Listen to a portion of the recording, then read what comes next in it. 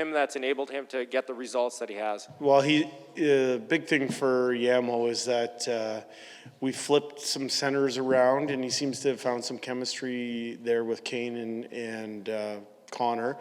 I think he's going to hard areas, and he's getting rewarded for it. He's willing to get his nose dirty to score a goal.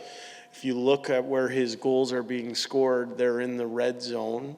The one last night was a great shot, but some of the other ones were right around the blue paint, and he's willing to get his nose dirty to score a goal, so it's a good sign for our team. And you kind of touched on it already, but just maybe if you can expand on it, what's allowed that line to mesh as well as it has recently? Yeah, I think it's the elements of a good line in that there are different ingredients. You have obviously Connor's sublime skill level and his speed through the neutral zone, all that type of things that he brings to the table, which are elite in almost every area. And then you have Kane's size, his physicality, his willingness to go to the blue paint. He also has a real good skill level. And then you have Yamamoto, who's just a dog on a bone type forechecker. He keeps a lot of plays alive with his tenaciousness. I think he's elusive on the cycle. I think he makes a good first pass with the puck, and he's been a real good complement to those other two pieces. Thank you. Jay, I mean, the trade deadline's coming up on Monday. You've had a very successful homestand against two very high standing teams and two not. How are you feeling about your team as the deadline is approaching? Well, I think I'm bullish on our team. I've been bullish since day one. I think we have good players. And I think there's a belief system in the way we have to play in order to have success.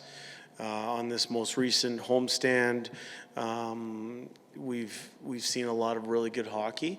But we know that it's not about what we did yesterday. It's not about what we did last week. It's about what we did today in order to prepare ourselves for success tomorrow. And that's where we're keeping our focus, is just trying to improve a little bit each day and continue to build our team game. And if we can keep our attention and focus on the day's business, we think results take care of themselves.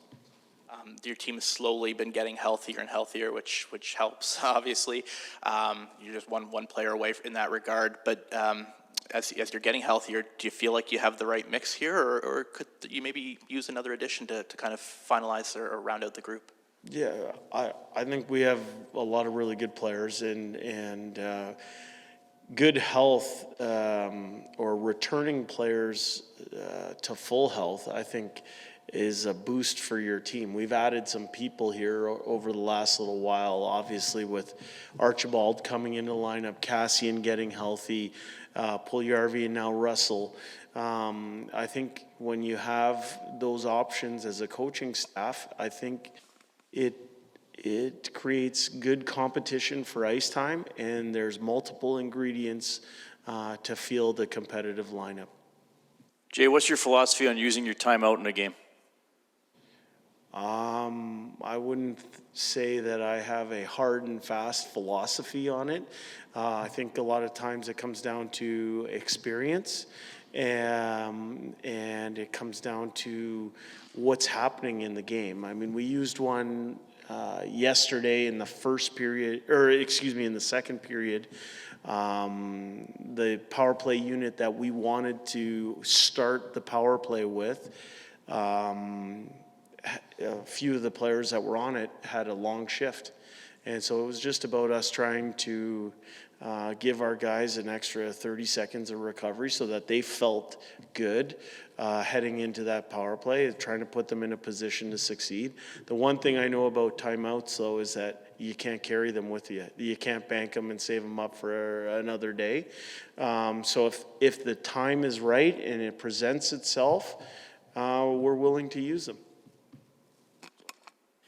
Jay, going back to Yamamoto, traditionally the big net presence is a staple on the power play, yet you have him running as an option in front of the net. What are some of the subtleties that he's doing that allows him to keep that spot? Yeah, he's made a lot of really good plays, not just in that area. He's done some things on breakouts and entries that have led to team success. I think his best quality on a power play is his ability to get pucks back and win puck battles. And, especially off faceoffs, he is relentless in playing inside people's equipment and keeping plays alive. And then at the net, his finish ability, or his ability to finish that final pass has stood out to me. He's strong on his stick, and he's not a huge man, but he plays with a big heart. Talked about his size. How impressive is it that he's able to win so many puck battles, especially against guys a lot bigger than him sometimes? Yeah, I've known Yamo since he first came to training camp after he got drafted. So I have a good history with him as a player. He's somebody that plays well above his size and weight, and it's a good example for a lot of undersized players in the sport, because it doesn't matter how big he is, he finds a way to get it done, and it's a credit to him and all the work that he puts in. Thanks, guys.